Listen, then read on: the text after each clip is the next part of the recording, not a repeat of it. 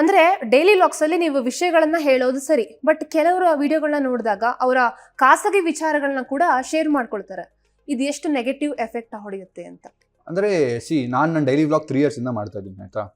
ನಂದು 3 years ಇಂದ ಮಾಡ್ತಿರೋದ್ರಿಂದ ನಾನು ನನ್ನ ಲೈಫ್ 10% ಆಫ್ ಮೈ ಲೈಫ್ ನಾನು ಯೂಟ್ಯೂಬಲ್ಲಿ ತೋರಿಸ್ತೀನಿ. ನನ್ನ ಪರ್ಸನಲ್ ಲೈಫೇ ಇರ್ಬೋದು, ಬಟ್ 10% ಇರುತ್ತೆ, ವಿಚ್ ಈಸ್ ಒಬ್ಬ ಕ್ರಿಯೇಟರ್ ಗೊತ್ತಿರಬೇಕು ಓಕೆ ಏನು ತೋರಿಸ್ಬೇಕು ಏನು ತೋರಿಸ್ಬಾರ್ದು. ಈಗ ನಮ್ಮ ಮನೇಲಿ ದುಡ್ಡು ನಾನು ಇಲ್ಲಿ ಇಟ್ಟಿದ್ದೀನಿ ಅಂತ ವ್ಲಾಗಲ್ಲಿ ತೋರಿಸ್ಬಿಟ್ಟು ನಾನು ಬಿಟ್ಟರೆ ಒಂದಿನ ಬಂದು ಎತ್ಕೊಂಡು ಹೋಗ್ತೇನೆ.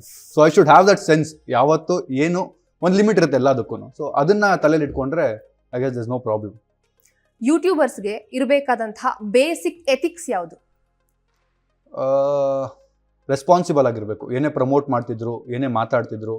ಈಗ ನಾನು ಹೇಳ್ಬೇಕಂದ್ರೆ ನಾವು ಬೆಟ್ಟಿಂಗ್ ಎಲ್ಲ ಮುಂಚೆ ತುಂಬ ಪ್ರಮೋಟ್ ಮಾಡ್ತೀವಿ. ನಾನು ಮಾಡಿದ್ದೀನಿ ಮುಂಚೆ. When I was a creator ನಮಗೆ ಗೊತ್ತಿಲ್ಲ ಇದ್ರಲ್ಲಿ ದುಡ್ಡು ಮಾಡ್ಬೋದು, ದುಡ್ಡಿದೆ.